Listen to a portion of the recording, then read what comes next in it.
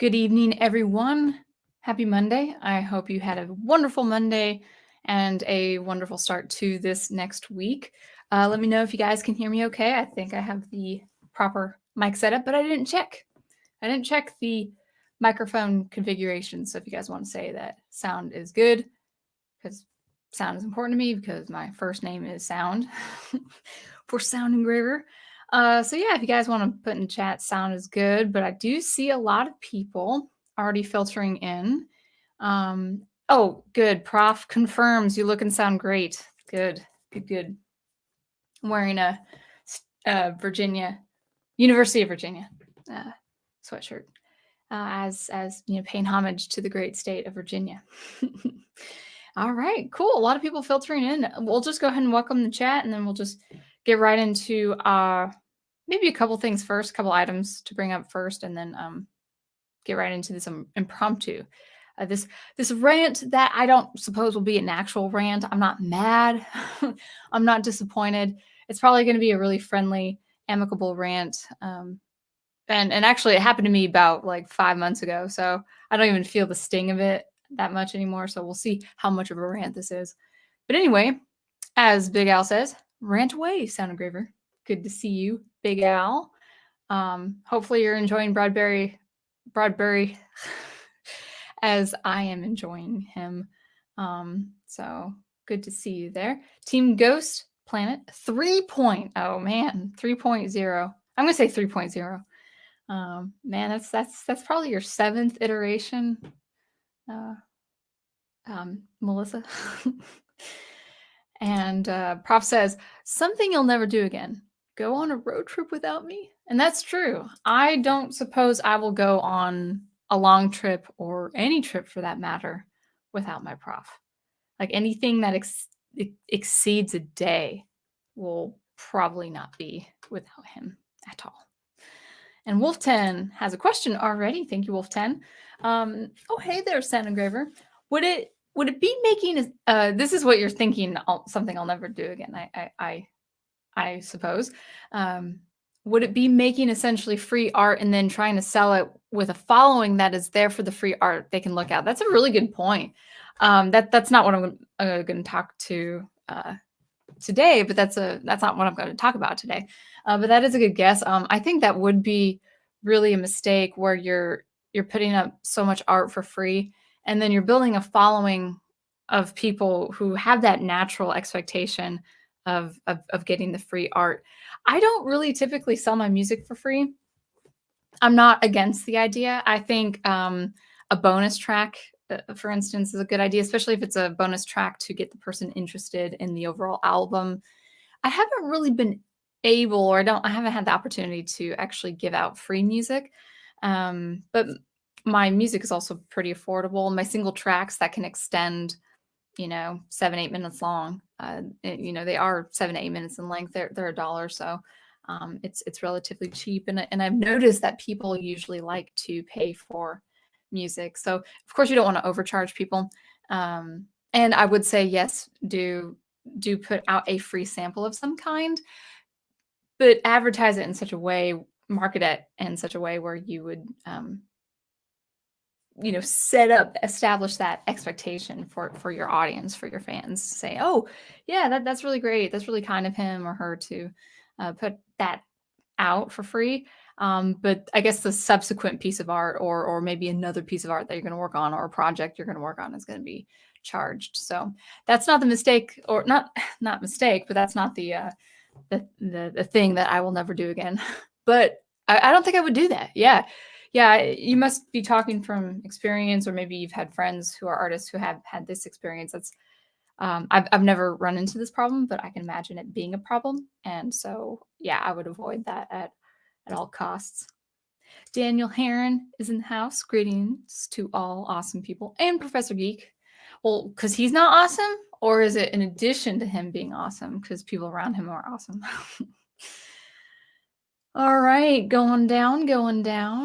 We've got Craig Wagner. I was figuring that was it. Well, what Wolf10 was saying? Wolf10 made a good point, but that's not what I'm going to talk about today. I'm actually going to talk to you guys about an experience that I had from a collaboration that I did last year, and then something happened with a subsequent email about 5 or 6 months later. So I'll actually pull up that email soon and talk about it. All right. So looks like we've got Horizon Talker. Good. Hello, the chat. And I think I saw someone. Oh, Owen Lister's in the house too. Cool. Zootopia also, and Dr. Y. Good. All the old people, not old as in you're old, but all the cool kids on the block are here. So we've got Dr. Y with his excellent avatar. Just love that. Just love that animation. And we've got Zootopia. Oh, well, that was Horizon Talker because the chat jumped. We've got Zootopia. And we've got Big Al saying, I'm enjoying Bradbury very much. Very much. That's good. Yeah, me too. And Owen Lister, welcome. Hey there. What's this evening about? It's actually just an impromptu rant I'm going to talk about being a free market artist pretty soon here. But actually I'll just jump right in before we actually get started. We're still under 10 minutes here, so Big Al says enjoying Bradbury. And actually that brings up the point. So I finally sent my single track of 24 instruments. That's actually the biggest piece of music, electronic music I've composed that I'm sending out, to be released hopefully by the end of the month.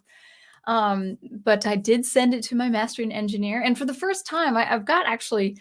Why I look so far away is actually I have a new workstation, and I've got my studio speakers on either side of me, and it's really great. And it was the first time I mixed my electronic music pretty much exclusively with studio speakers. So I'm hoping the sound quality is better because of it. Because like you can do so much with headphones, mixing with headphones, but you really I would say it's not advisable, at least not exclusively mixed with headphones, even in a controlled space, because your speakers, your studio speakers, and other device speakers, they're going to pick up different things you won't pick up on the headphones. Especially with me, it's like low end, like this kind of warping bass that I don't like, and I want to have pick that up really with headphones, but I would have picked that up with studio speakers. So hopefully my clean sound is even cleaner with this new track coming out, hopefully by the end of this month. So we'll see. All right, let's see if there are no new folks. I think I'll just go ahead and get started with an impromptu again. Length of the stream is going to depend on you guys because this is an impromptu. So let's go ahead and take it away. All right. So my impromptu is really about an experience I had with a pretty specific collaboration. Now, at the moment as an artist, I'm not really collaborating, really, unless it's with two conditions. The first is if it's with a respectable artist, someone I admire and respect, and an artist who has a really big following. So I would do that for more exposure purposes. Or if the collaboration was paid. That might seem kind of crass and kind of stingy, but I actually, I make some change on my music now, and I already have projects down the line. Into next year after my single track this October, I'm going to take a break and just work on more SuperCollider stuff and work on some projects that I'll release into next year. But, I practice producing music prolifically. And so I already have projects down the line that I want to get to. So in that respect, I don't have time to collaborate with people who are on my level or caliber of producing music, whether they have like a smaller audience or whether they have the same skill set that I have. If I were to collaborate again, it really would be with an artist of a higher caliber than me. So that's the idea. So I'm not against collaborating, but I've had a lot of people, whether it's through fan mail or Twitter, they just say, "Hey, can we do a collaboration?" And I'll look at their stuff and I'll say, "Well, actually, I do have projects along the line, but I always thank them and hope for the best for them."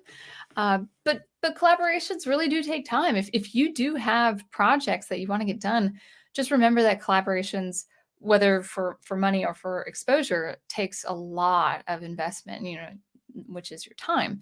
So I'm at this stage right now because I have so many projects in front of me. I'm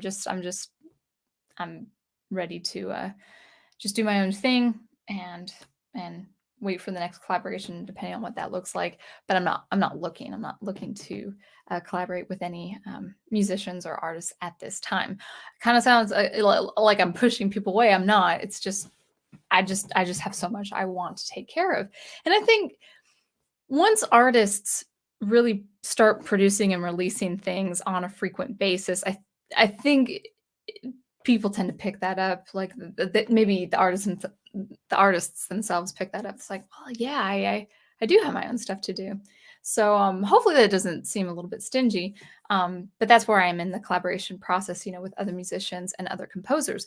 But I did do a few collaborations in the year 2020. I mean, why not? I had a lot of extra time on my hands because of the pandemic.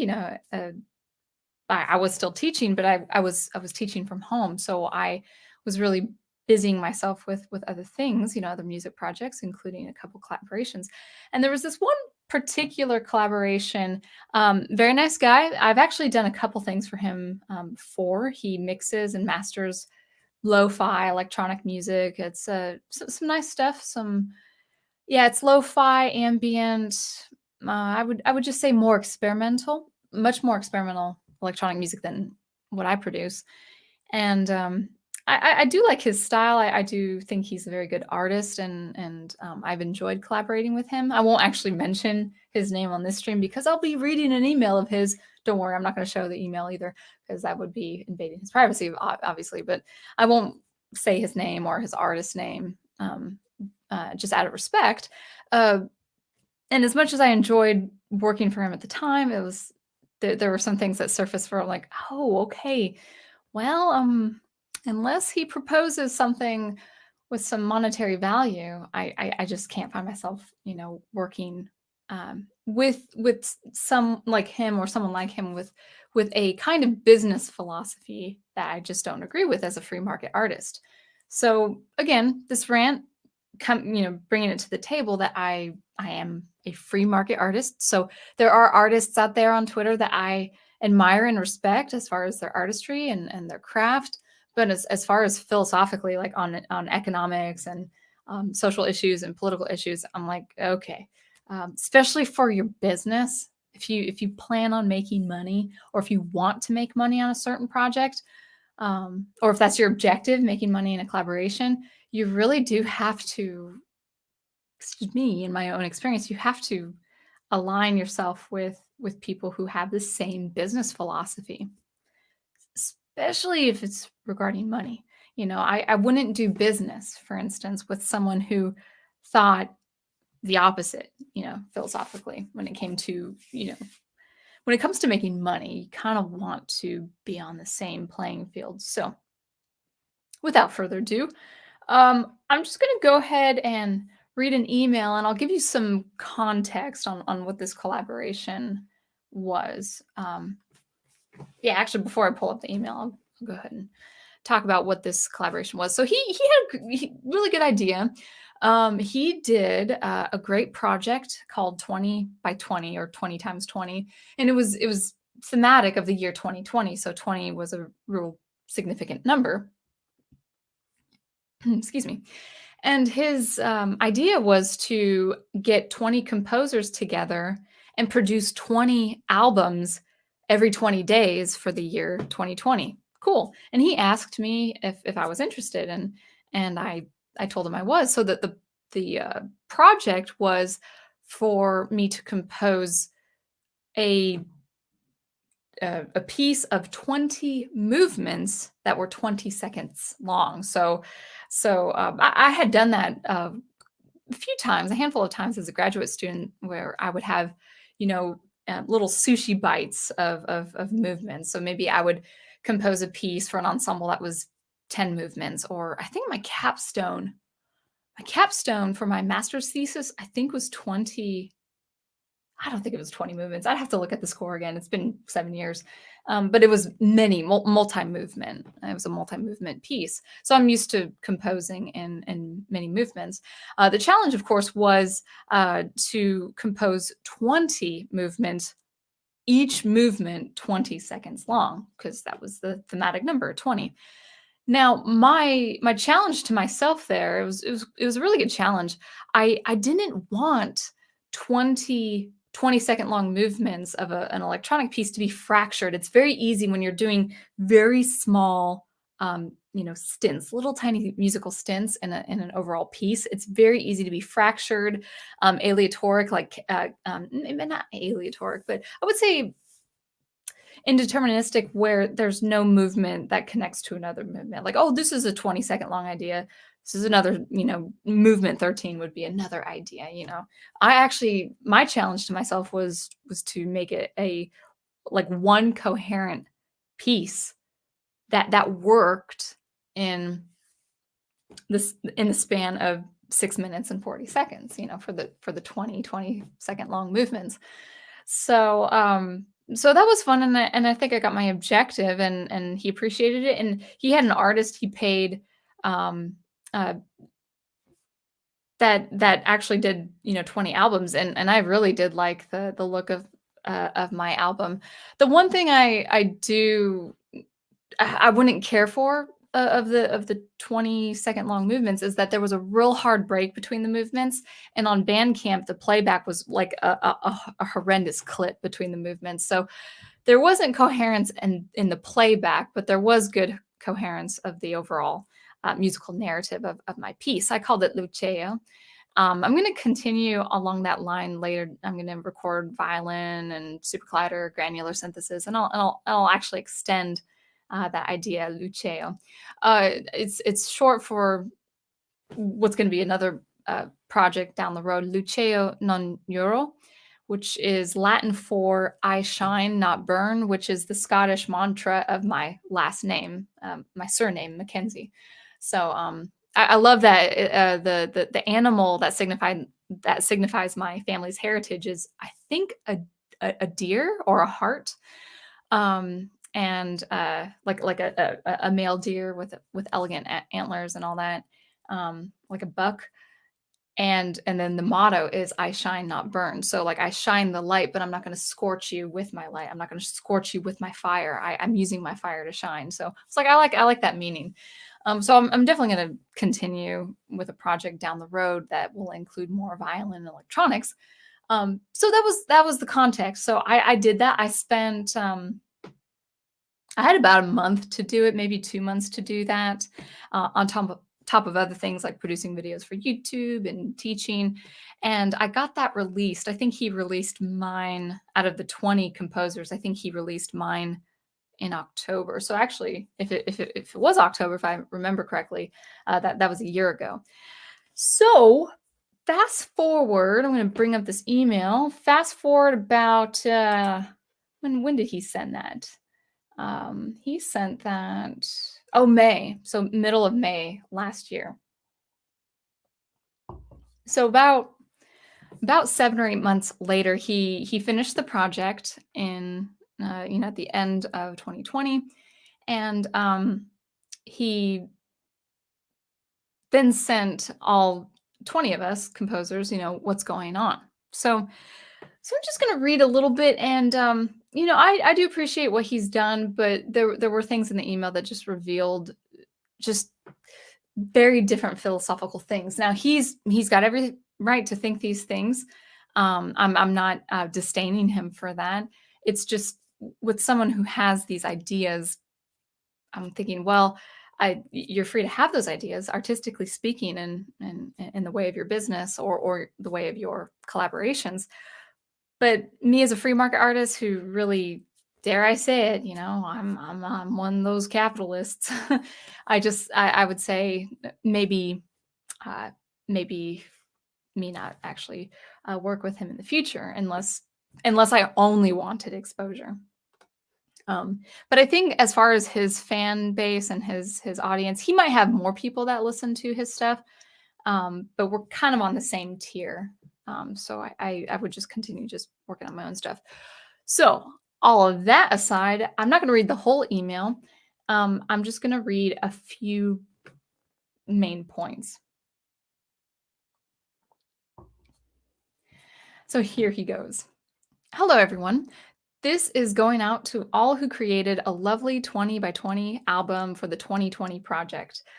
Thanks once again. In a way, this project meant more to me than the music I make myself. I was strangely moved by the project, and I'm considering doing something again in the future. Not perhaps for a label, but something more like an art or sound project, something different. I'm still thinking of ideas. I'm pleased it generated some interest. The albums all sound great and make such a diverse collection of music.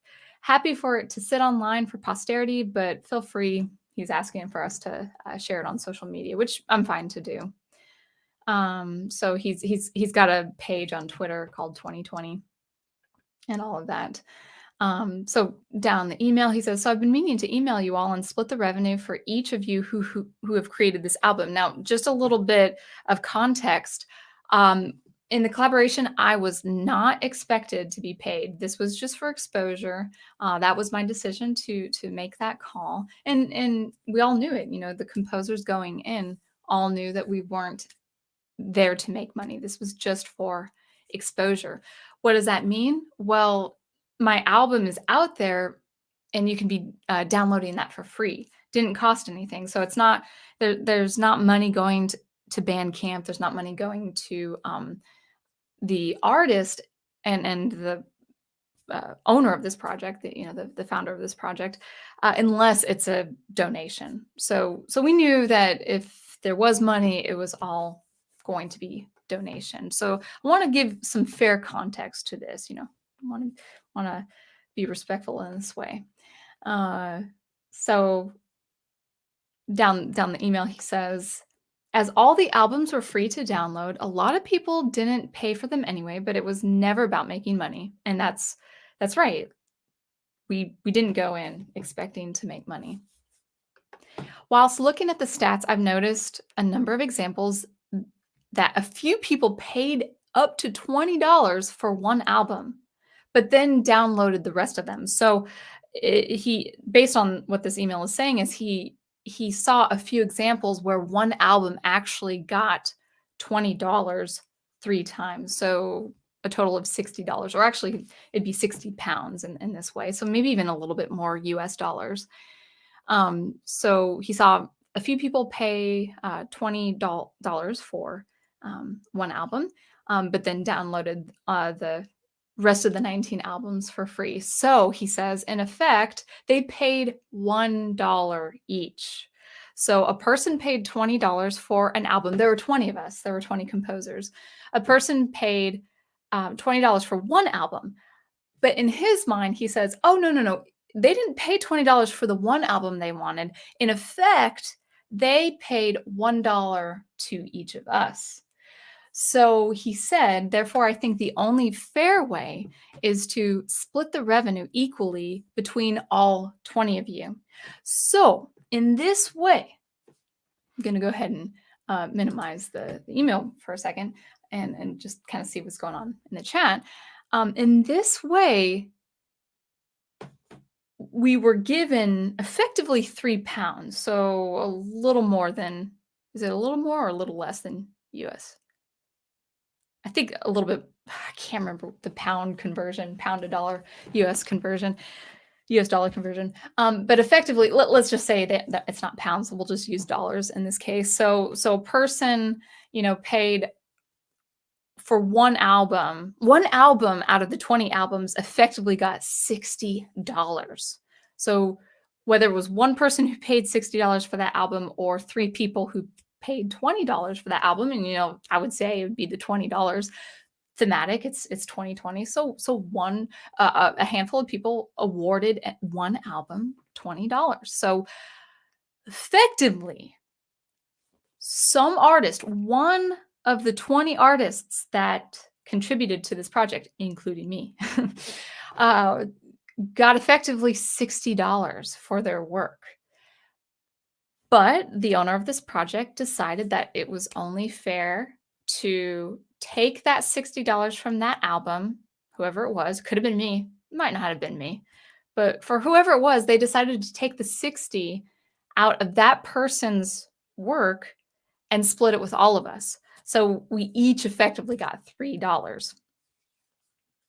Now, at the end of the day, it's his project. You know, he could do with whatever the revenue is because it was his project and we were volunteers. But knowing that now, I would say I can't put myself in that position knowing that that could happen again.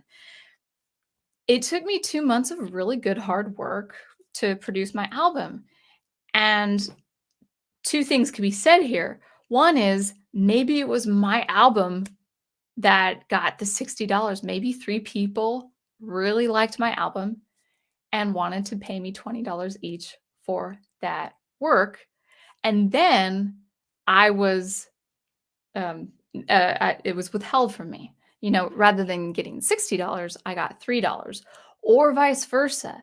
I got $3 where it should have been directed to someone else. This is at least my philosophy. If the person is awarded the $20, even 3 times, and none of us earn anything else, then that's what it is.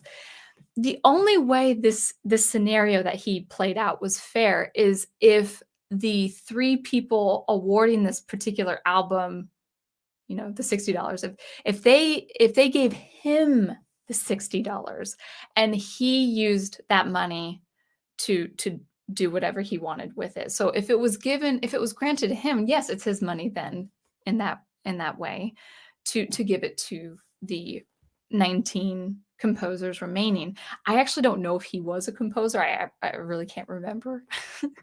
But that would have been fair if he was granted the money first. If someone wanted to award him the $60 first and say, "Oh, well, this is my money, but I actually would like to award all the rest of the 19 composers."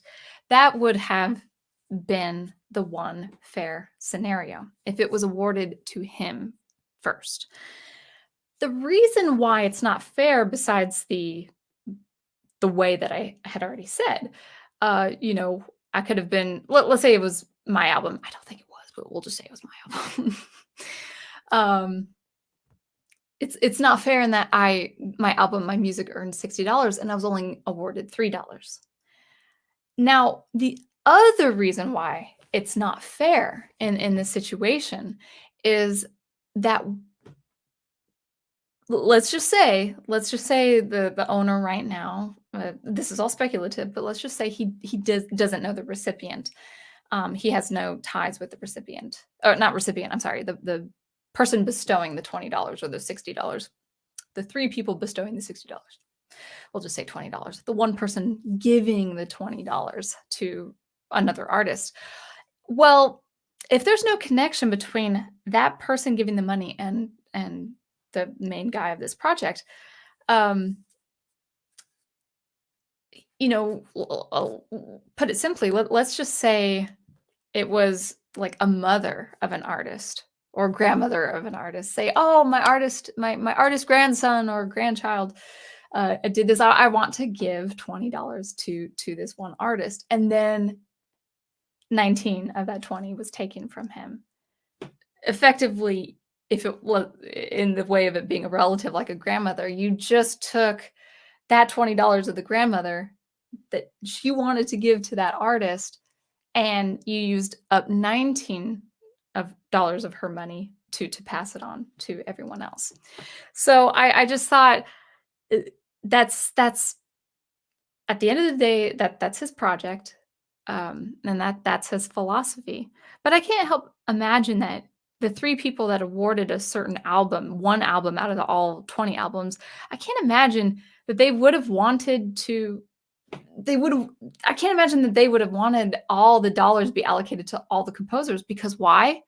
Well, what would they end up have done? They would have downloaded each of those albums for $1, not for free. They would have downloaded all those 19 albums for $1. Rather, instead they downloaded the rest of our albums for free and awarded $20 for a particular album. So when I was informed that, I was like, okay, well, that's either me losing $57 on my music, or that's me taking from an artist. And I thought, okay, now even though I went in voluntarily and this was only for exposure, and it got about 20,000 views or 20,000 listens, so I did get some exposure with it, which is great, and that's what I signed up for. It's like, okay, well, now knowing all of this for the future, I just philosophically can't agree with that. So so that's actually in a nutshell my my rant for this one particular collaboration. It's a lot of work for exposure, but at the end of the day, it's like, well, I really wouldn't have wanted the extra dollar if it meant taking from someone who earned the extra money, also taking from the person who paid the extra money. So again, as a recap, the only fair idea of this whole thing is if they awarded the owner who was in charge of all of this, if they awarded him first and then he used that and used that discrepancy and said, well, I was granted this, I'm going to award all the other 19 composers. But I don't think that was the case. I think one of us, the 20 composers who did this, was, I think, awarded at least $20, if not $60, and the rest of us like took his or her share. I don't know the whole story, but that's what I imagined happened. So hopefully that made sense. That was a really short rant. That was much shorter. I'll pull up this email real quick again and see. I mean, with the downloads, actually, I think it was, yeah. So as far as numbers go, the entire project was just short of 19,000 plays, which is really cool. So people were listening, which is great. But I can imagine though, I can imagine them. I can imagine so many people listening to all those projects because I think some artists were just more known or they had more of a fan base. So that could be it too. I'm not crazy popular, especially in these circles. No, actually, we did have some revenue. We with it, in addition to the $3, we got like another $7. So I was given I think like 10 pounds for the project. So it's kind of nice. But as far as I could see, the only fair way is to split it equally amongst all of you because you worked so hard. It's like, well, I'm a free market artist, and maybe he sees himself as a free market artist, but I think as far as our economics, politically speaking, I think we are two different breeds. So I think he's great. I think he's a very nice man. He's over in the UK, and he's a nice family man, and he's appreciated I've recorded violin for him. So he's a good guy, but I've found like I can't put all my time and all my attention into something ultimately that I would disagree with philosophically. So anyway, let's get on to the chat. Hopefully you like that. I'm just going to go ahead and exit out of Chrome. All right, there we go.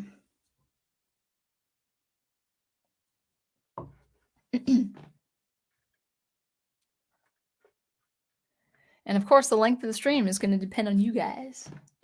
See, we're not even 40 minutes in. It might be a very short stream. So you guys better type in some stuff for the chat.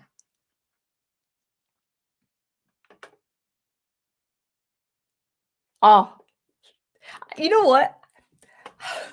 I'm just going to bring this up right here. Team Ghost, Planet 3.0 says, "I will miss Fan Man after he retires January 1st. I hope he changes his mind. The Professor Geek community will not be the same without him." I agree. I agree, Team Ghost Planet 3.0. Actually, not really directly to him, but I would say it can be daunting, doing videos every week, maybe even 1 or 2 videos every week, and not seeing the numbers grow. I just feel really blessed that I can use YouTube as a platform to advertise my music. I love the community, I'm here for the community too, um, but even if I'd never had the numbers, even if I never got monetized, I'm still, as I said before, like a couple weeks ago, it's been an uphill battle to get my channel monetized just because YouTube refuses to. Well, it doesn't refuse, but it's okay. Basically, you have to have 4,000 public watch hours every year, so it's calibrated probably daily. Like, oh, 12 months, do you have your 4,000? And if you don't have your 4,000 public watch hours, then then you can't be monetized. I'm eligible for everything else. And I've been stuck on the same number for probably 3 months, 4 months. Now I haven't streamed for 3 or 4 months, and I haven't really been that active in my sound experimentation videos because I've just been so busy. That's coming now, and as we get into the holiday season. So I understand that my numbers have dropped, but it is kind of disheartening to see that number stuck. But even if I were never to be monetized, I would still do what I'm doing. One, I love it. I really do enjoy streaming. The other thing too is like this channel is for my music. This channel is a free platform to advertise my music. This is why I'm telling you artists out there, you guys got to start doing more than just streaming. You got to showcase your art and stuff like that because it's really that's gonna be the traction, like, "Doctor Y, come on, man, like, you do really good videos, like, with your ambient music and your commentary. I hope you do more of those. If you have, just let me know." Um, I haven't been on Facebook, so I haven't really been up to speed on what people are doing on YouTube. Um, but, so I can understand the, disheartening thing where you're not seeing numbers go up no matter how many videos or streams that you put up. But I would encourage artists to, um, y- you don't even have to do political or geek commentary anymore. Just do your art. I do the extra commentary because I enjoy it. But at the end of the day, like if I even stopped streaming, I would still be doing my Logic Pro and SuperCollider videos and my original music videos and stuff like that. So I'm kind of like I'm hoping, Fan Man, if you're watching, you're probably not, but if you're watching, just update people on your art and update people on your writing and stuff like that. I would say it doesn't have to be geek news. I think the trend. I mean, am I wrong, guys? But I just feel like the trend of geek news is just like we're seeing the same old stuff and nothing's changing. Well, I want to say nothing's changing, but I would just say I think the geek news is now shifting to more things we're interested in. So the prof, for instance, he he's been doing the book studies and he's also been doing well, primarily the book studies and primarily the EU uh, stuff on Star Wars. So things he's enjoyed besides commenting on the latest news. And I don't think yeah, I think people would kind of come and collect at a channel that just talks about stuff you like to talk about. That's what I do on my streams, just talk about music, talk about a little bit of politics if it's regarding music or art, if that happens. So anyway, yeah, I'm gonna miss Fan Man too. Fan Man, come back. It's like do you guys see that, I think it's a movie where it's, Snoopy goes away or something and all the kids are saying, "Snoopy, come home." That's what I'm feeling like for Fan Man. I miss Fan Man.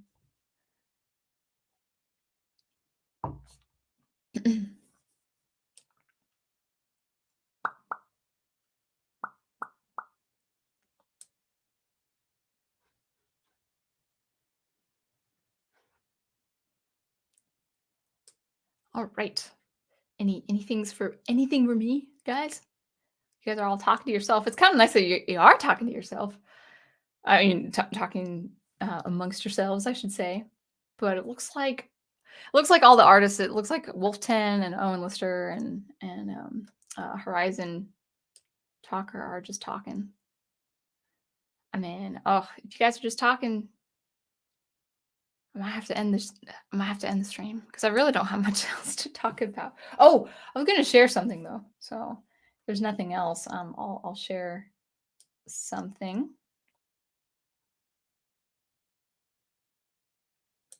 Oh, and Lister has something for me. This is a music question for you. Yay! I love music questions. When you can't afford an orchestra for your movie project, how would you make a movie soundtrack on a computer that doesn't sound cheap? Any examples? Well, actually, unfortunately, it's not cheap. So, uh, I mean, if you want, so it sounds like the idea is you want an orchestra sound, but you can't hire an orchestra, obviously, because that would just with the musicians, with the studio budget, it would just be thousands of dollars. Understood.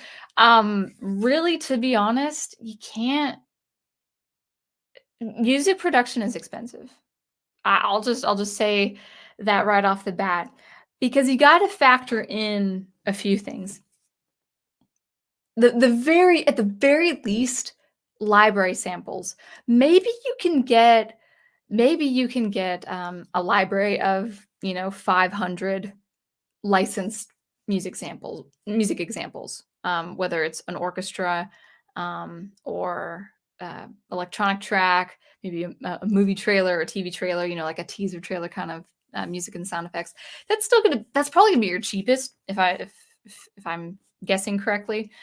Now you run the risk with that of sounding generic, but really, if music's not your forte, if you don't produce music, then generic music isn't bad.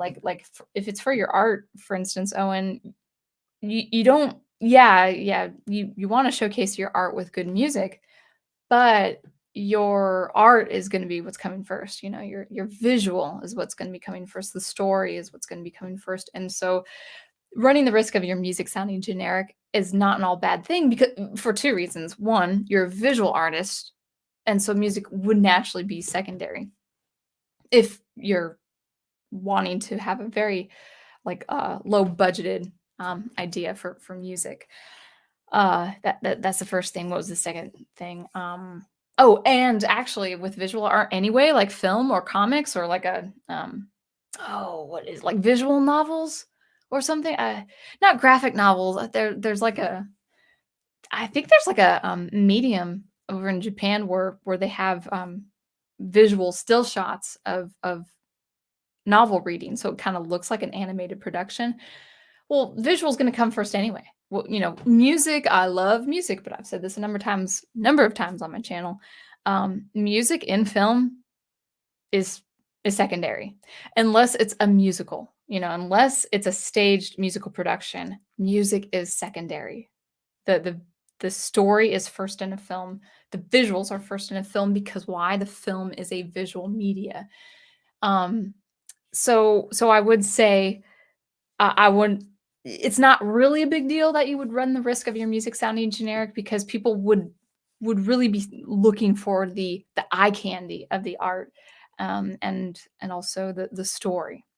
So to be honest, like I have crazy sensitive, acute musical sensibilities, so I will pinpoint everything going on in a music score or a music project.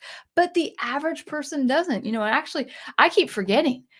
I keep forgetting that a lot of people, not a lot, but I would say a handful, like a percentage of people are tone deaf. I forget about that.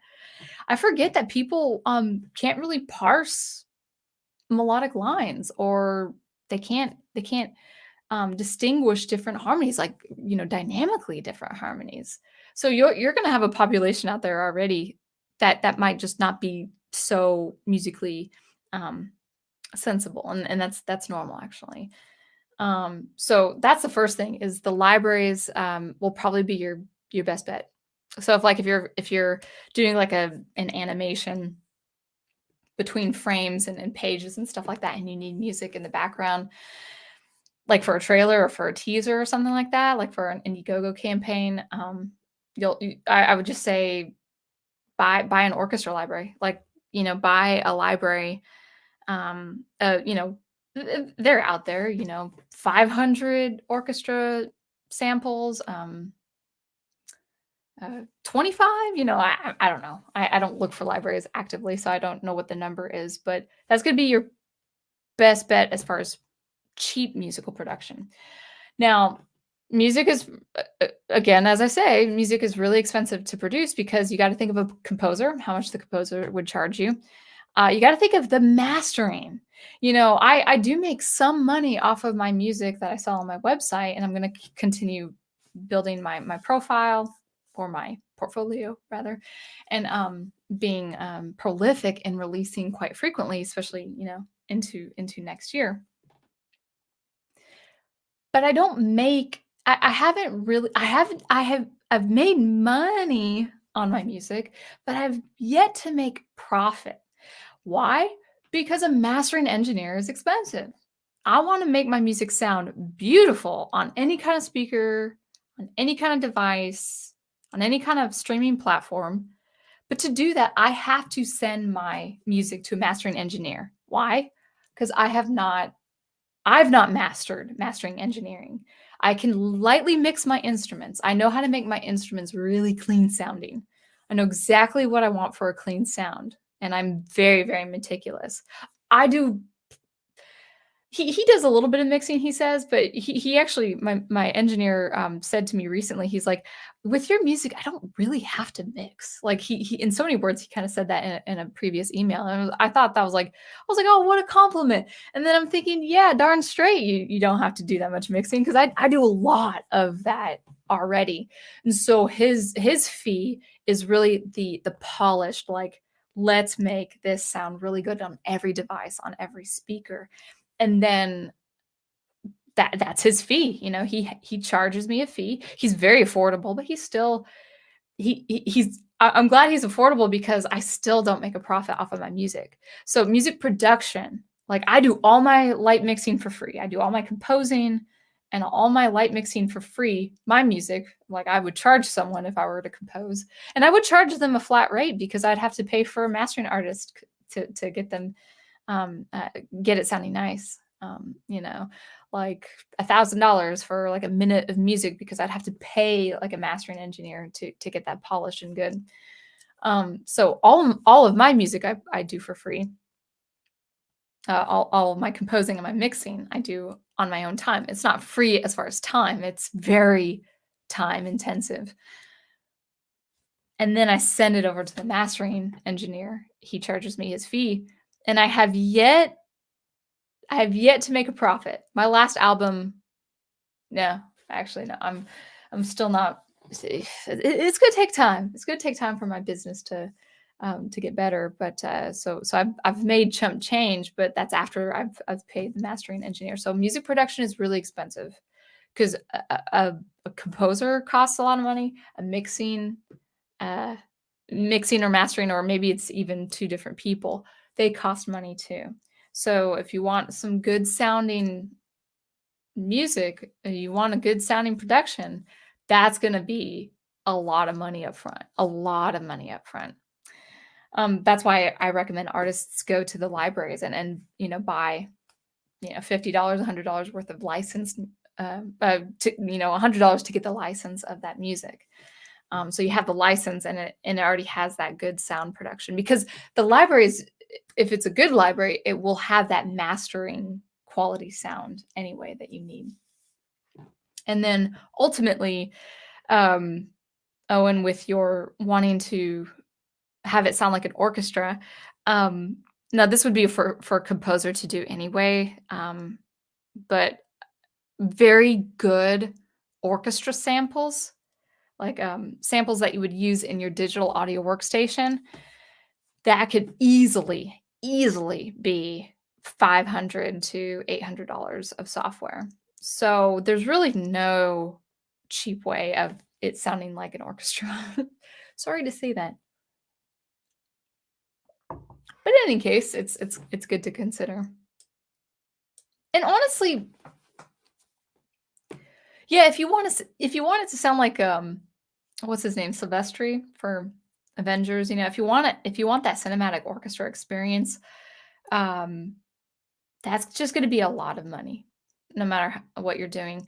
I would say though, I could be partial because I'm an electronic music composer.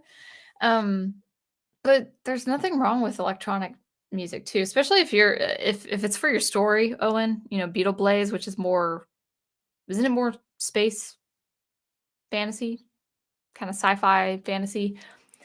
Um, you're probably not going to want an orchestra for a setting like that. If you have sci-fi with enhanced technology and futuristic technology, you're not going to want an orchestra. You're going to want something that might sound like an orchestra, like might sound like a kind of a synth that sounds like strings, um, or maybe like a synth that sounds like a keyboard or electronic keyboard or piano or whatever like that. But I would also consider electronic music for something like your story. Cool. That was a good long answer. Now we can hang out a little bit longer. Mm. Jigawa has a great question too. What is your favorite movie and video game soundtrack?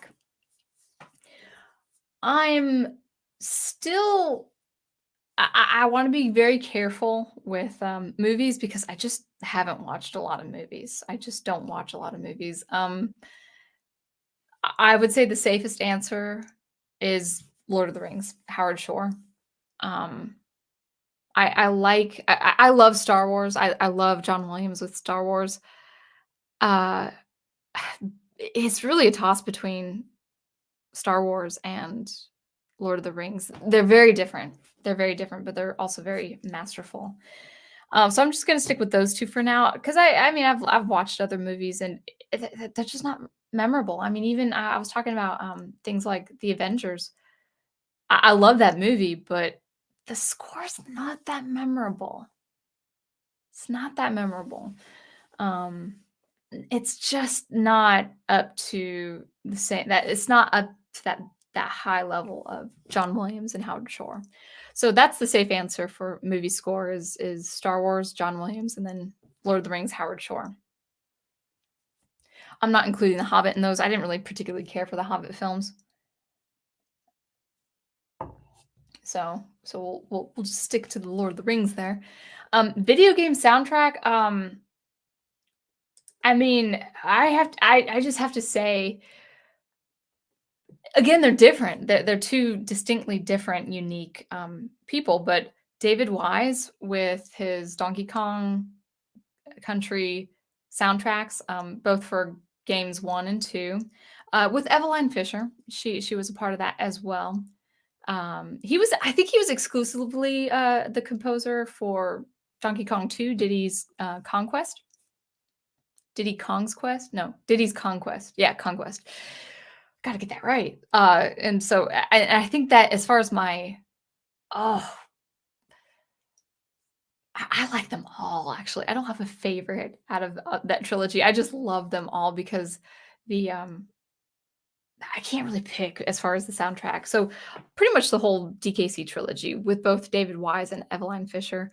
Um, I think Eveline Fisher was primarily the main composer for the 3rd game, which I love. That it's an underrated game. People hate it because they don't like the character Kiddy Kong. I'm sorry. I've always loved that game. I've just always really, really appreciated that game, and the music's great. So Diddy Wise, David Wise and Eveline Fisher for the Donkey Kong trilogy for games, and then I'm just starting Final Fantasy for the first time in my life. I'm playing Final Fantasy 4 in Japanese, and then in North America it's Final Fantasy 2. And I love Uematsu and his music. I absolutely love.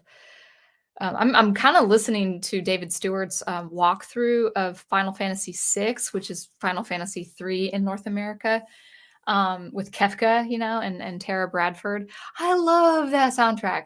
It's so well done. So well done.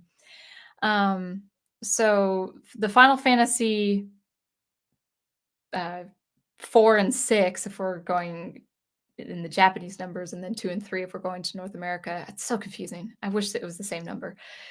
Um, uh, and then actually after I finish 2 and 3, I might do Final Fantasy 5. I think it's a cool game. I'd like to play it at one time, but if I feel like I'm done with Final Fantasy until another time, I actually will take a stab at Chrono Trigger because that music is also amazing.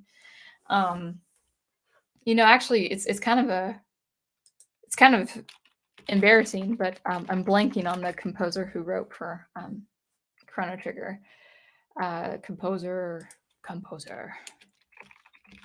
so good. Japanese though, of course. Um, music of Chrono Trigger, mainly composed by Yasunori Mitsuda. So, I mean, I have mad respect for Japanese composers of video game composition. They're so good. They are on.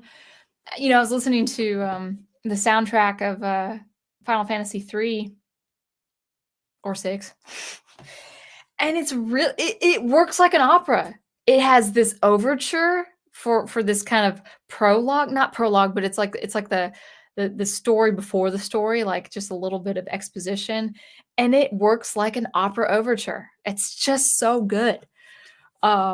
So well, I'll definitely. I gotta continue with my video game series. Now that I'm settled, I really do need to get back on talking about the Donkey Kong series because I still have my assessment and score videos to do. But I really will talk about the great Japanese composers of those JRPG games. They're such good music, so well written. I mean, it's like A tier, top tier level of composition. So that would be, I would say, my favorite soundtrack. People say I sound like the music from Mega Man, which is kind of cool.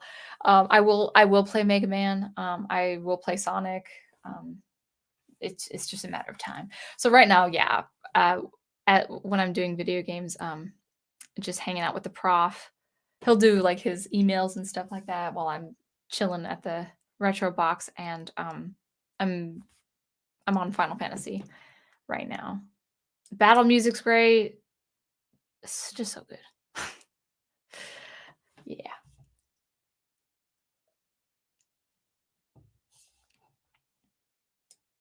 Oh, let's see what the chat is doing here. Owen Lister says, I pretty much lost interest in pop culture news. One side shows too much while the other side complains too much. I mean, it does get old. On the one hand, when the prof does talk about it, it really is his whole shtick with geek news is the importance of mythology.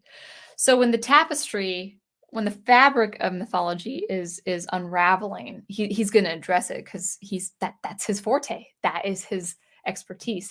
He's majored in mythology. He specializes in mythology. So when there's this active dismantling of mythology, he'll do that. It was really important for him to bring that up with Kevin Smith's take on He-Man. That was absolutely important. Maybe I'm a little partial saying that because I love He-Man so much. But that was a real. There was just a number of things happening with that show, especially the advertising and the way they were kind of baiting people with nostalgia and then getting people mad. But I agree with you, Owen. Like I was seeing people that I do respect on different channels. Even people I like so much, like Shad from Shadiversity. And he's got great takes and great insight on the importance of He-Man. And so I love that. Yeah, I think actually you posted that on Twitter one time. Owen, but yeah, so you saw that one with Shadowversity, but even him, like even people like him are saying, I guess I gotta give this person a chance or give this show a chance. It's like, why? Why? Like since Ryan Johnson, like why do you need to give this person a chance? And people knew how He-Man was gonna be before it came. So when the prof talks about it, it's only at the addressing of mythology and the active dismantling of mythology.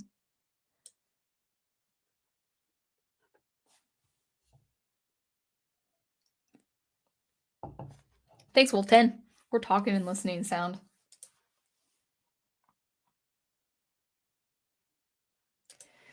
We changed our name to Team Ghost Planet because we are Space Ghost and classic Hanna-Barbera fans. Yeah, actually, speaking of Hanna-Barbera, I could save this for the end of the stream, but for Halloween, so next Monday is the last Monday of October, I believe, and I'd like to talk about the music of Scooby-Doo. So that will be next week. I've been playing the SNES Scooby-Doo, so I've taken sort of a break from Final Fantasy because it's October. I was like, I gotta play this game I played 25 years ago as a kid. And it's just great. I love it.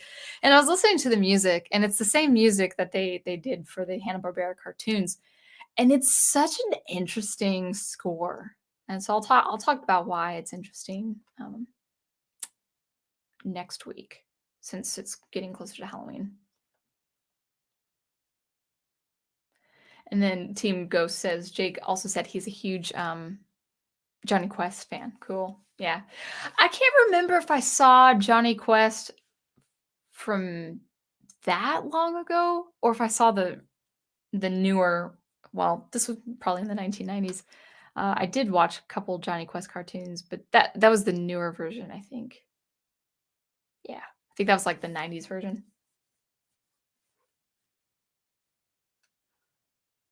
Dr. Y says, for me, the music is ear candy. Yeah, it is. It is. And, like bad music will make or break a project, even regarding, visual art like film. You can have a really good story and then just have it be not quite there with the music, or you can have forgettable music. I've said this before. If they had decided for Star Wars, if George Lucas had decided to go with a kind of a synth, kind of Tron soundtrack, Star Wars would not have been remembered. It just would not have been remembered. It would have been a cult classic. It would have been something that's like looked upon like with endearment, and we're like, oh, that's cute, but it would not have the serious weight it was meant to have. And I think John Williams' score really did that. Really, really did that. I really firmly believe I don't have special powers where I can be absolutely sure, but I do believe that if John Williams' score wasn't in the equation, Star Wars would not have been the franchise. It would have been a franchise of some kind. I think it would have been like that's probably a terrible comparison, but like Alien. You know how Alien's a franchise, but it's not on the level of Star Wars or Star Trek. So, and I think Williams' score is what did that.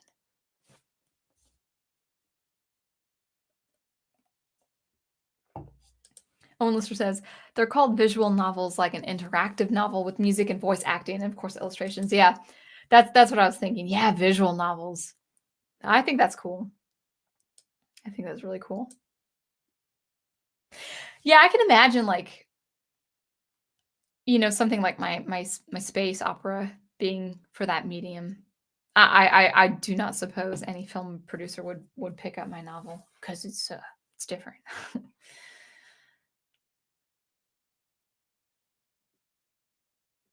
Yeah. So what is a Horizon Talker says? You got to ask Sound Engraver the real questions, like where can you get a good synthetic theremin generator? Why don't you just get a theremin? Just get an actual theremin. That's what I say. That's got to be so easy to procure as far as digital software is concerned. That's got to be so easy. A theremin is just essentially a sine wave, you know, that goes up in pitch and amplifies and fluctuation depending on the position of the hand. You could find something. You can find something probably very easily.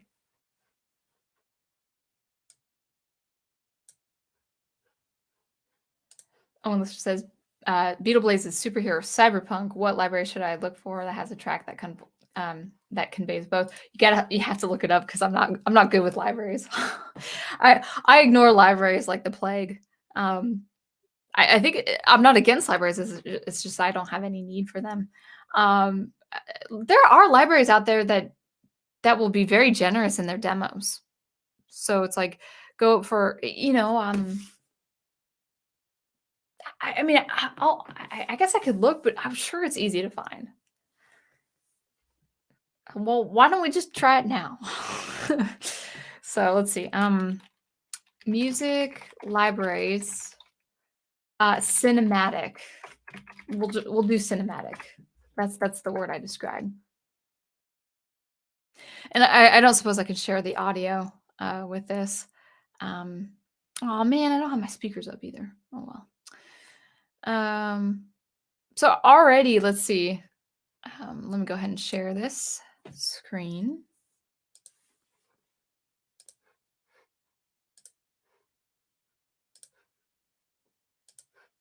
All right, see that? Yeah. So already there's a list, and I'm on DuckDuckGo, by the way. So you'd probably even have more results for a better, not better, but like a Google version or a different browser. So cinematic select libraries. We'll just well, no, that doesn't look. That looks like more like a playlist. You want to see what the logo is. So free cinematic stock music, download free music. Now, obviously, I would. Oh, no, they're asking for stuff. I'm not gonna play these.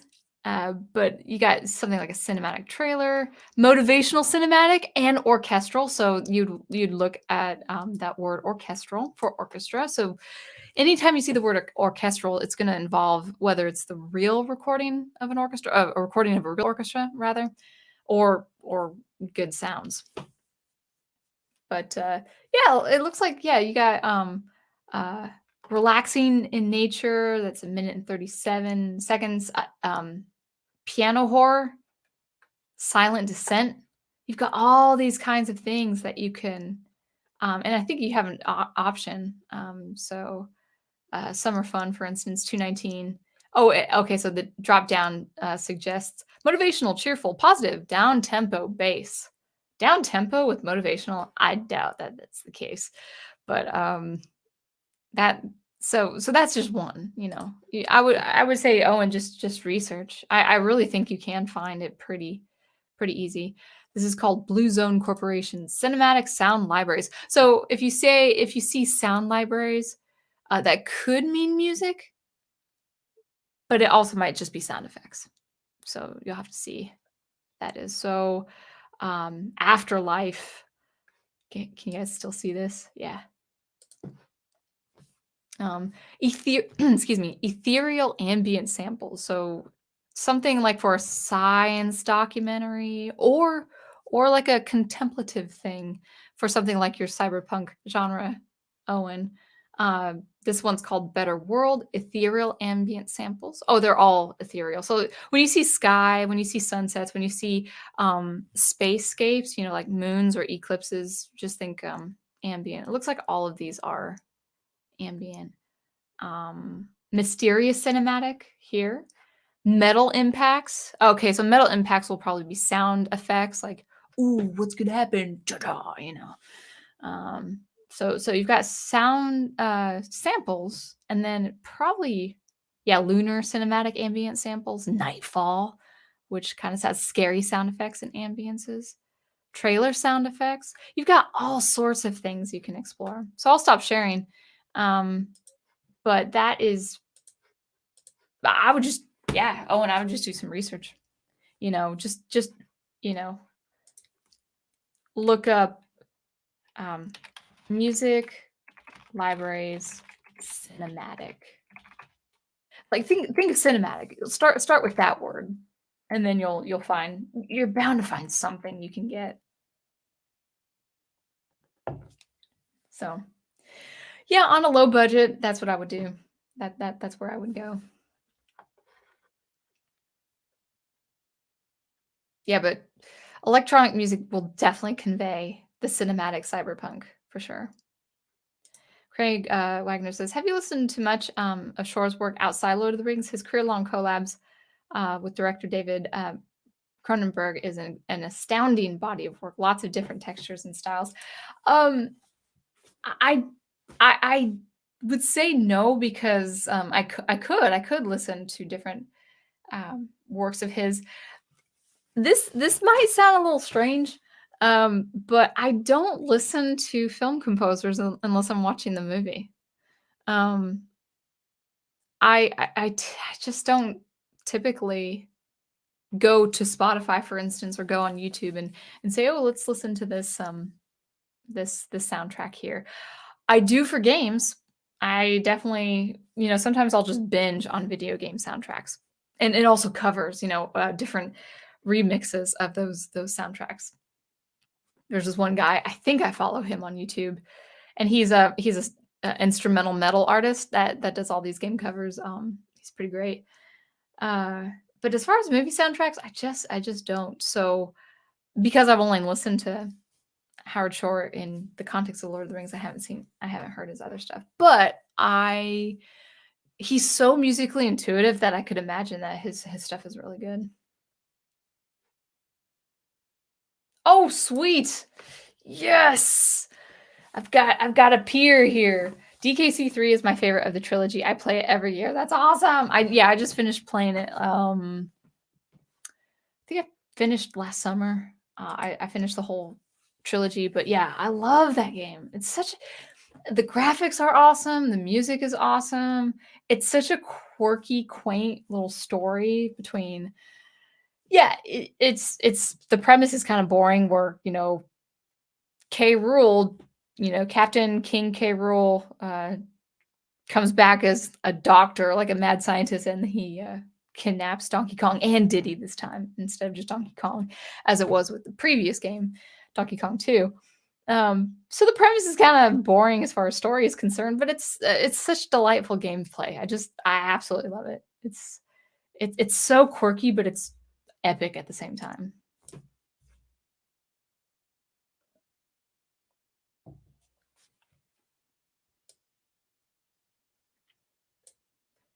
Actually, I agree with Horizon Talker. Yeah, Final Fantasy VI is the best Final Fantasy soundtrack. I think so. Yeah, and I love the battle music of Final Fantasy VII. It's great. I just it works like an opera. Final Fantasy VI, that soundtrack is just like an opera. It's so good. And imagine it was in the limited. It had to be composed with the capacity of that hardware, that limited hardware of the Super Nintendo. It's just so fascinating. So good. Oh, I'm swooning just kind of thinking of the music right now. Hmm.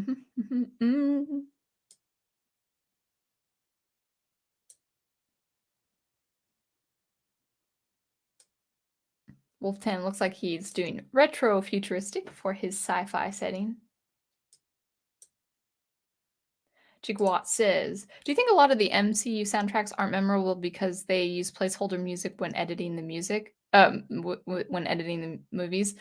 Um, when you say placeholder music, are you talking about the diegetic music like AC/DC for Iron Man? Because actually, I'm not really into inserting songs in television shows unless it's written for that specific show. It just worked really well with Iron Man. If you're talking about placeholder music like that, or if you're just talking about the general stuff, like the ambient stuff, yeah, I'm not saying that I know every single measure of John Williams' score for Star Wars, um, and so in that way, his music might not be memorable outside his main iconic themes. Um, the MCU, the score is good, but it is generic and, it's not as memorable as Star Wars, for instance, because of just the way it's written. This might be a separate video for another time. I don't suppose I would do this as a stream. But just in a nutshell, the music for the MCU, for Avengers, for instance, the first Avengers film, not Captain America, but when they all come together. It's great. It's heroic. It has the atmosphere. It has the mood for what you need. But it works with very safe harmony. Harmony that is really heroic. Harmony that is really it sets the tone for this ensemble cast, which is great. But it's harmony that is actually very basic in the way of music theory and what composers know. It's like, okay, so I've got this minor chord and I'm going to use the famous raised 6 because that's just it's the Dorian mode that's really popular with Celtic music, but it's also really popular with hero music. He-Man has that and it's really well done. It's a good I love the He-Man theme. It's really good composition. But the raised 6 of a minor scale is a very it's a trope. It's a musical trope. There's nothing wrong with using it. But if you do too much of it, especially with not having a melody that is a complete melody, like long enough to be remembered, long enough to be hummed, then you're going to render the music good in the way of functioning as the support for the film, but you're not going to really remember it as its own thing. That's actually why this actually you can kind of argue the point with, okay, well, why do the orchestras do Star Wars music or Zelda music or Harry Potter music? Well, because Zelda has very memorable themes. Harry Potter, especially with the first film, has a very memorable theme. Star Wars, of course, it has so many memorable themes. The MCU, like, I mean, I love the music. I love Iron Man's theme for Iron Man 3, but I still can't really grasp what it really sounds like because even though it's good in the way of function and atmosphere, it's just like I need a longer melody and I need something really distinct. So like I think what makes Final Fantasy VI so endearing is that first theme that comes when the credits scroll up. I'm not gonna sing it in the key I have it in my head. Da da da da da da da da da da da da da da da da da da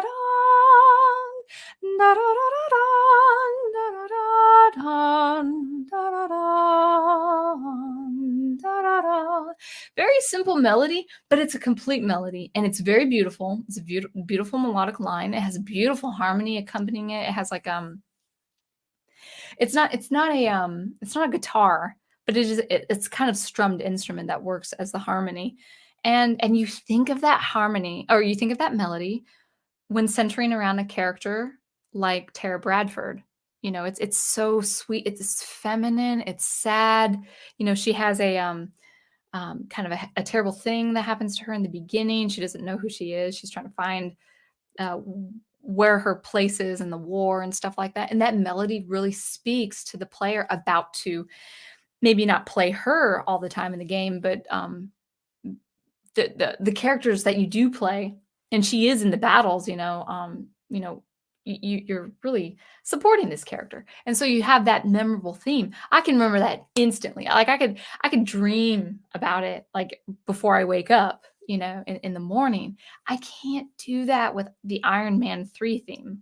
I can't do that with the first MCU Avengers theme. And I think it's because so much emphasis is placed on the harmony and the percussion and the atmosphere. Again, totally functional for a film. But you remember the Final Fantasy melodies. You just do. I know these melodies not having played these games. I'm about to play these games. But yeah, that's yeah. So anyway, if you wanted to clarify, Gigawatt, if you wanted to clarify the placeholder music, what you mean by that, I think I know what you mean, but I just want to be sure.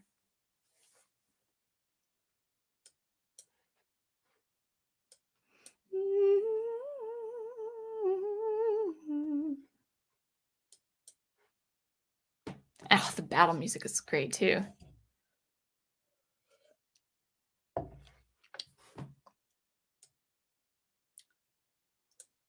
Let's see. Horizon Talker says, Overclocked Remixes put out an album of Final Fantasy VI remixes called Balance and Ruin, and the prologue theme was reinterpreted as an overture in that album. See? I was right. Yeah, it functions just like an overture for a dramatic production. It's great. It's great. And then Team Ghost says, Jake loves music from Inuyasha. I'm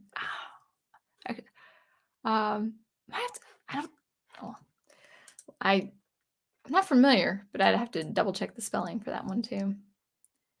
Jigwatt also says, as far as game soundtracks go, I think the Halo series, the Destiny series, and Knights of the Old Republic are great. Yeah, Knights of the Old Republic is really, really good. I would say that music is wonderful, absolutely wonderful. It is more for atmosphere because it has to for the gameplay. Whether you're in a battle or whether you're in a place like Kashyyyk or Dantooine and all that. So it is more beautiful music. It's great music, but it is more for the atmosphere as well. I'm not familiar with the Halo series or Destiny series.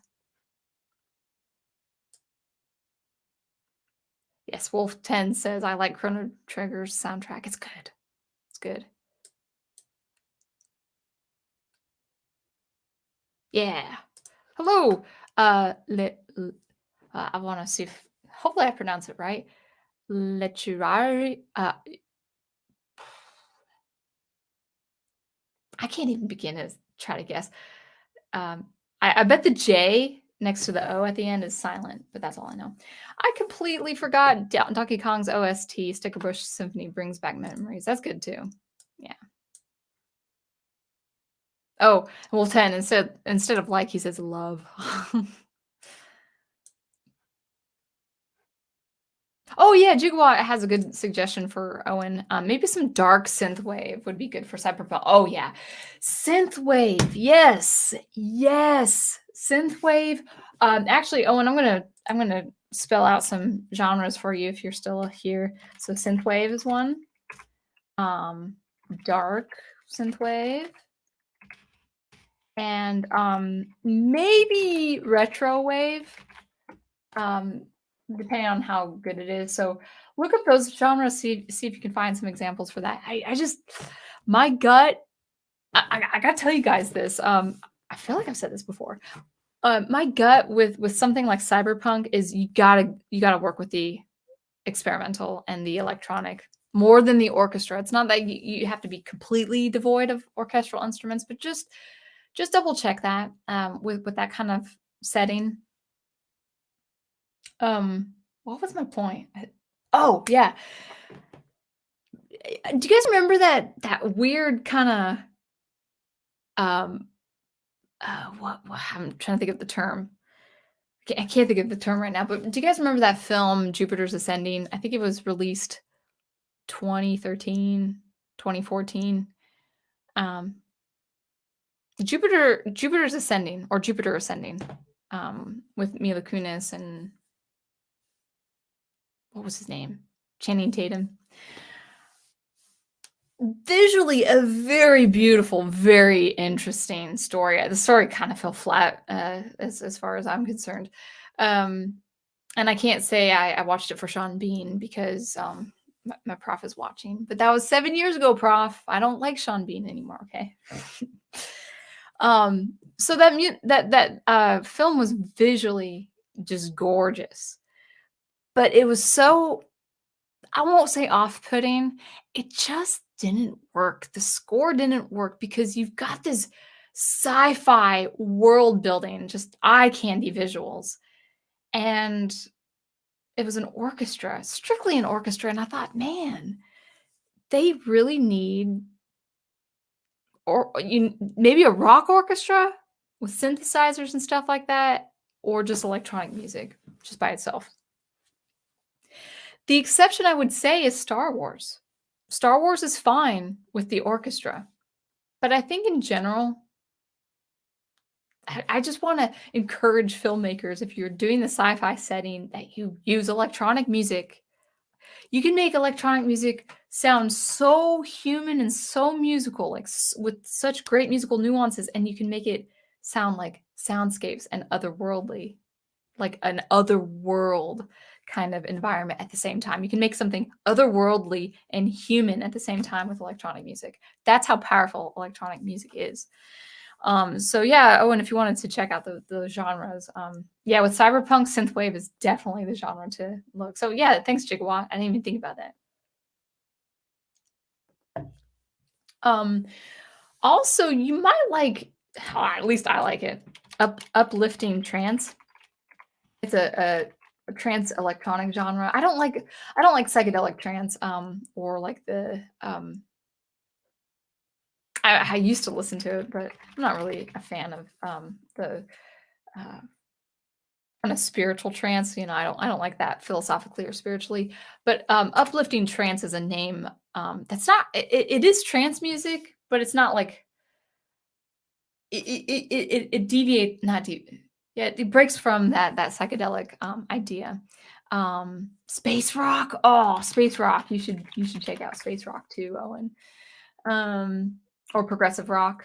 Well, probably space rock. Dude, you should check this band out. I know I put this in Tentacles. Osric Tentacles. Yeah, you should check that out. Um, that's probably okay. That's really great space rock. Probably wouldn't fit the cyberpunk setting now that I think about it, but it's really cool. It's really cool. Now they do psychedelic art. They do kind of the psychedelic space rock. I'm I'm not of the mind where you have to like be under something or under influence to enjoy the music. It's really good music composition. Totally sober. I'm Christian, so I'm sober. Um, it's really really good music. Sprungle's another one too. Um, anyway, what am I trying to say? Yeah, I think I made my point, right?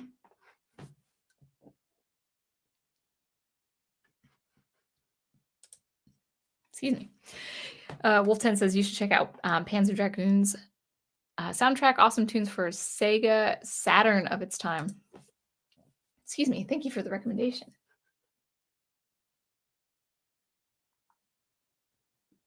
Okay. Owen, you got to listen. You have to research. We gave you the genres, but you have to research because like here's the reason. One, enjoy the music. Have fun researching and listening. But the second is I could give you a track, which actually I don't really know much about. It's been years since I've listened to synth. Well, no, that's not true. Cinnamon Chasers. Yeah, Cinnamon Chasers. Yeah. Cinnamon Chasers is a good band. Actually, it sounds like more than one person, but it's just one person. Cinnamon Chasers. He's great. I forgot where he was. In Europe somewhere, but I think he's UK. So Cinnamon Chasers, for instance, is more actually Cinnamon Chasers is more disco synth. Um, but he probably has done other things. But dark wave, retro wave, synth wave, you're gonna have to look at it yourself because I could recommend you a track and you're like that doesn't fit my story. So you have to do it. You have to be inspired. It has you inherently say, that track fits. Like what if I thought, oh, that music doesn't really work, but I don't know your story. So if it fits with you and your inspiration, then you find it. But just look up the genres that we looked at, and then and it's gonna take time. Just YouTube these genres and see what you like. Um, and actually just research electronic music in general, like down tempo, um, ambient, Sybient, space ambient. I mean, just kind of they're there. It's just it takes a little bit to find these tracks. Now, here's the thing: you can't use them for your project though. So in that way, you have to look at the libraries to see what's available. But yeah, have fun with it. Definitely have fun with it.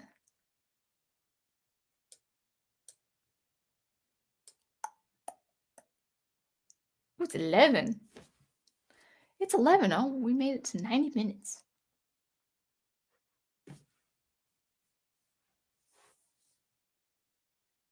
Let me look up this composer that Melissa's talking about. Oh, I don't think I'm saying it right. 1 second. Where did it go? Inuisha.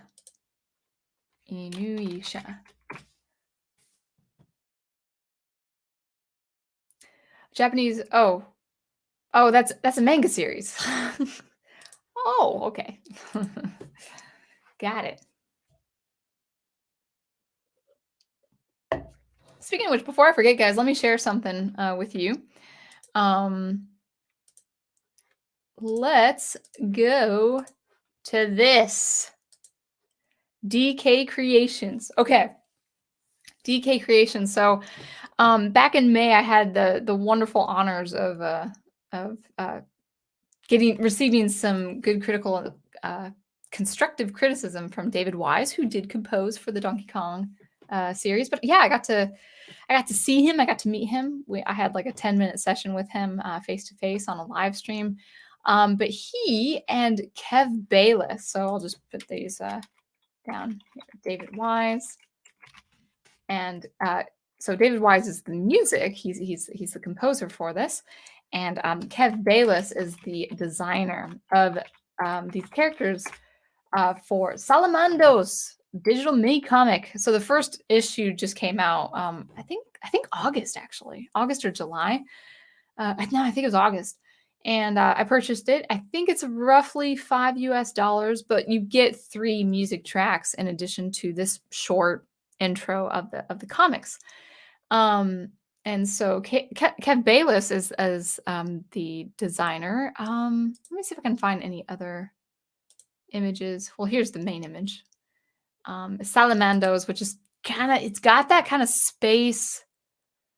It's got that space fantasy vibe. It's like Ninja Turtles, but space fantasy, and it's salamanders. And I would say the intro. Let's see if I can see.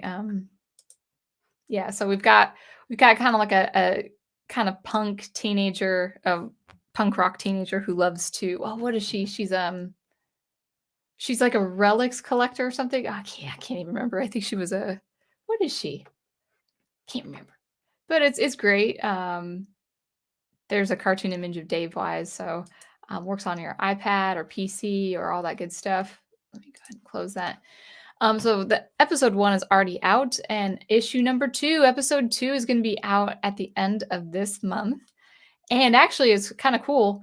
I went ahead and retweeted, promoting Kev Bayless's tweet, and he got back. He messaged me saying, "Hey, post a logo or your site link, and your link to your website will be featured on our episode 2."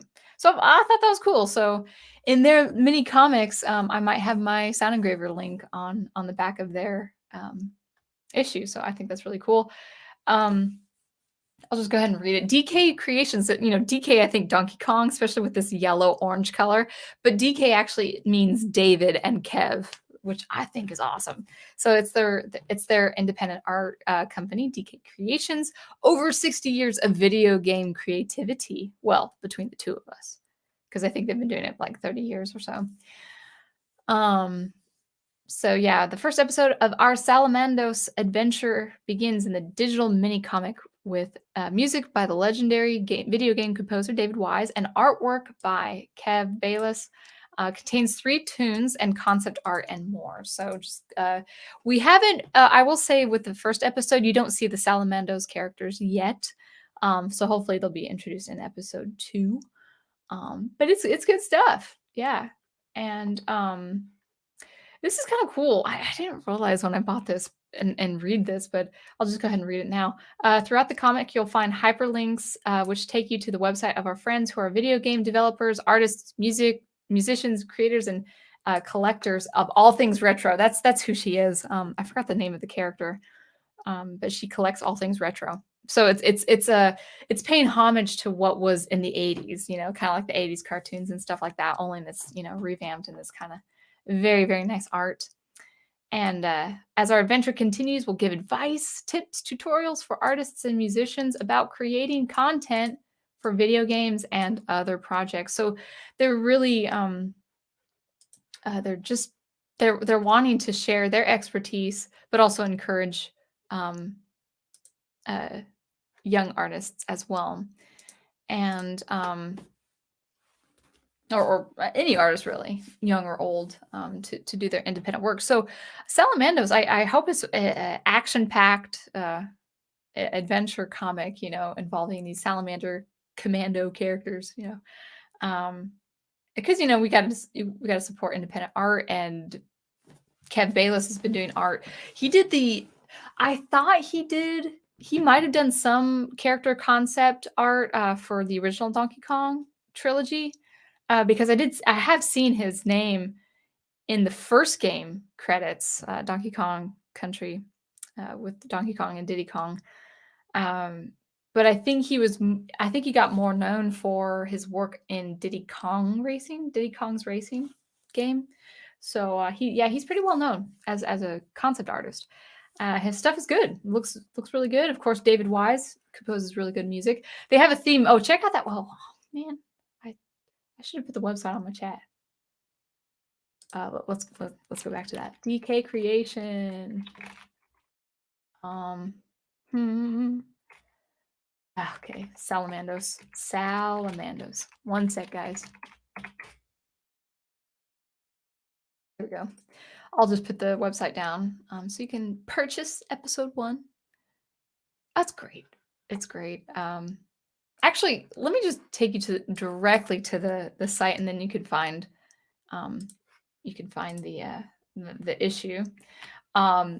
The reason I want to direct you to the site is because they have an actual trailer for the project that includes David Wise composing a main theme for these characters, and I think Kev Bayless does the vocals for it. And it's I was thinking about this song this morning. It's great. It just takes you back to the 80s. It takes you back to the 80s and early 90s. So that's their creations, their DK Creations. I love that. I love the title of that company. So, all right, let's go ahead and continue. And then maybe around 11:30, maybe at the 2-hour mark, I'll wrap things up.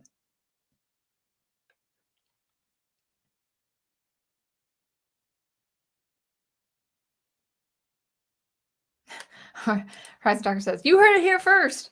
John Williams directly led to the prequel and sequel trilogies. Yeah, well, I did a whole video. I did a whole stream, and I did a whole commentary video on the problems of the sequel trilogy music. Because even though it's John Williams, it's not going to hold up. And I have my reasons. I have my analytical composer expertise reasons, or based on my composition expertise. Agreed, Gigawatt. Williams definitely elevated Star Wars with his amazing composing skills. Dr. Y says, I would love to get a theremin. They look so perfect for sound effects. I mean, I'm of the mind that they only do sine tones. Do they do more? Maybe, I guess you would have a generator that could do wavetable synthesis with theremins. I'm sure you could. But as far as the traditional theremin, I think it's just sine tones. So I wish I could draw, guys.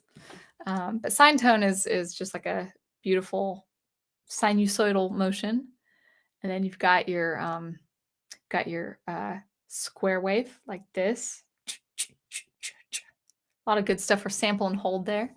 You've got your triangle wave. This is my wavetable synth. No, it's not synthesis, but those are what's the one I'm missing? Square wave, triangle wave. Oh, sawtooth wave, which is uh so it goes below the 0 and then up amplitude 1 down to amplitude -1 up. They look like teeth marks. Wish I could draw it for you, but I can't. Man, I'm really thirsty today. Well, actually, no, I just think I'm not used to streaming. That's probably what it is.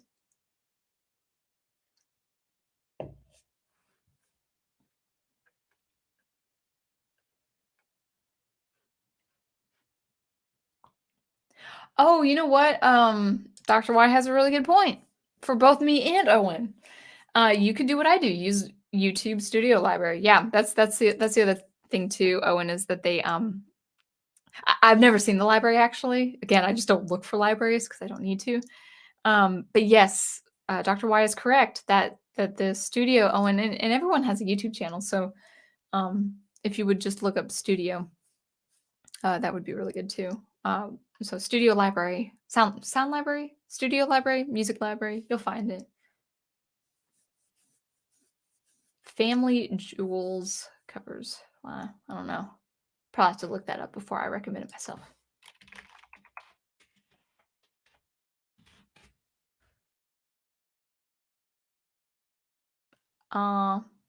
Probably not. Hello, Audio Maverick. Nice to see you. Welcome. I've never seen you before. Oh, Owen Lister says, wish I could stay longer. When was this? 10:42. So I've been talking to Owen specifically for half an hour. Hopefully he'll catch it on the replay. Wish I could stay longer, but I have to work in the morning. So I bid you good night. Good night. Good night, Owen. Come back for the replay because I sent you those genres.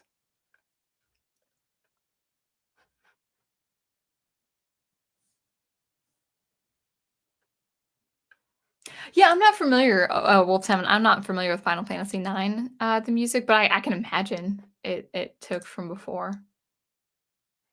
Wolfton says, retrofuturism, think Batman and Superman, the animated series, the art of the world of tomorrow. Yeah, I love that look. It's got like isn't that like a what's it called? Art Deco? Is that what you call it? That you would find a little bit on in noir films or something. Art Deco style images,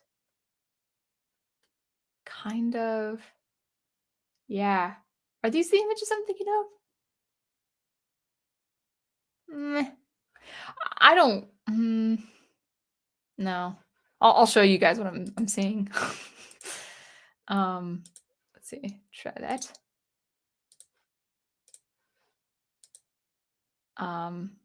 So I'm thinking like something like a kind of expensive lobby, interior style. That's not what I'm thinking with Art Deco. Beautiful amphitheater or yeah, or concert hall. That's pretty cool looking. That's pretty cool. Yeah. That's not so much the animated series, I don't think. Maybe. Is that when the Wolf 10, is that where the lines are really simple but also precise? Oh, look at that. I love stairs. Love stairs. Stairways and stairwells are just like my favorite thing when it comes to architecture. All right, I'll stop sharing. That's not what comes to mind when I'm thinking of Art Deco. Anyway, I'm not really that well versed in visual art.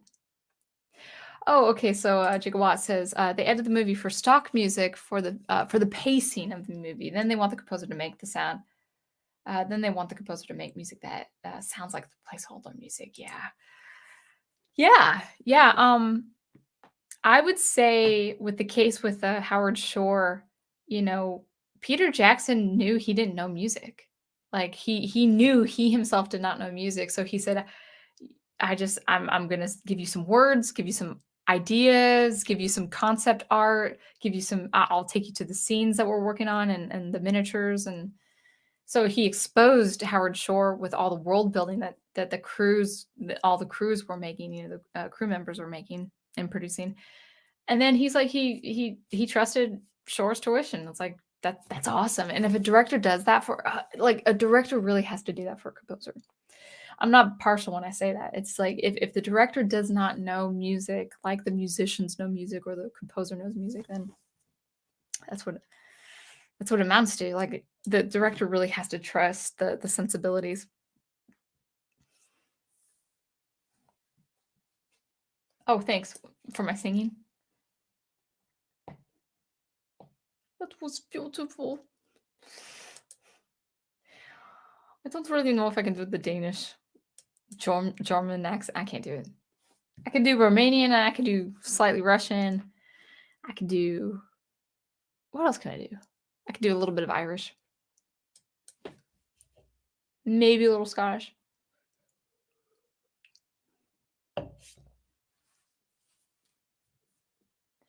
Well, yeah, Chikawa says, for you, sound engraver singing was the most important day of your life. For me, it was a Tuesday. Aw, that's cool. I need to actually put some more vocals in my electronic music. I need to record more violin stuff for my electronic music and vocals. I have in mind, we're wrapping it up anyway, but I do have in mind next year. I had two albums left of music to do, like just to beef up and send out. But last night I decided to actually break up the two albums into three shorter albums. So rather than 7 and 8 tracks for between two albums, it's going to be the next album I'm going to do is 4 tracks, and the following two albums I'm going to do is about 5 tracks. Not so much because I want to be so frequent in my releasing music. That's one reason. But the other reason was some of those tracks just didn't work thematically with one another. So I actually took, I put them on the desktop. I'm like, okay, this sounds more nature and rocks and forest. And then this sounds more like clockwork and machinery. And then this one sounds more urban and a little bit of hip hop, just very light hip hop. And so thematically, the albums will work as 3 small albums, like EPs, not as full length albums. So that's my project for. Well, I'm actually going to take my time in the next couple of months and then hopefully release it pretty much at the start of the new year.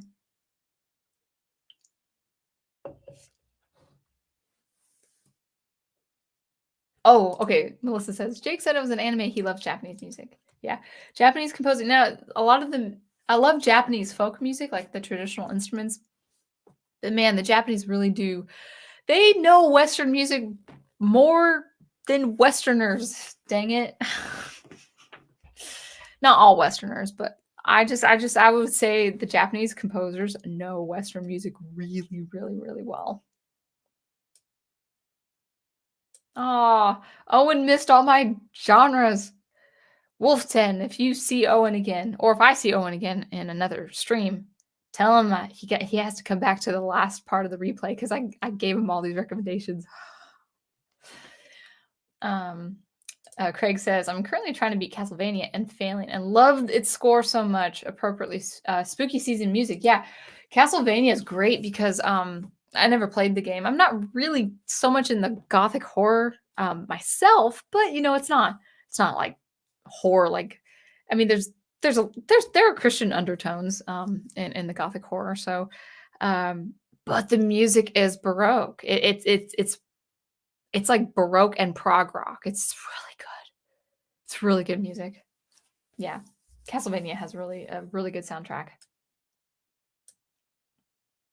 All right, bye, Horizon Talker. Yeah, peace out, everyone. Yeah, it looks like people are leaving. I'll probably wrap it up too. Oh my goodness, look at all those recommendations I sent. Craig says, I think what the Wachowskis were going with the score was to evoke the classic because they thought the Jupiter Ascending as a space fairy tale. Yeah, I definitely get that idea. It's definitely an odd mixture for a movie. It just didn't work for me. Now, the thing is, Space Odyssey, 2001 Space Odyssey had a traditional orchestral score. It also used Ligeti's atmospheres, as Haywood Floyd is descending upon the moon, and seeing the monolith for the first time. So yeah, there are some different choices. Actually, what I love about Space Odyssey was uh, how much silence it was, especially so the killing of what was the other astronaut's name? Poole? Was it Poole? I can't remember. Um, oh, I'm blanking on these characters' names. Bozeman. Oh, Space Odyssey characters. I gotta look at these. Haywood Floyd is the guy who the doctor who surveyed the moon. Space Odyssey. Bowman. Bowman is the first astronaut, and I can't remember his comrade's name. I think it was Poole. I think that was his last name. Anyway, Bowman, yeah, where he has that dialogue with Hal 9000, and then he's trying to go through the that kind of uh, shaft that uh, is filled up with space. He wouldn't have survived in real life, but like there's that tense moment where it's there's no music when you see Hal's eye, and then um, when everything's in space because there's no sound in space. Star Wars is great, but there's no sound, there's no laser fire sounds in space, unfortunately. But that's okay, suspension disbelief. But the use of silence in that movie was pretty great too, especially when Bowman is trying to get back into the spaceship from his shuttle, and Hal won't let him. Such a good that's a really good moment of film.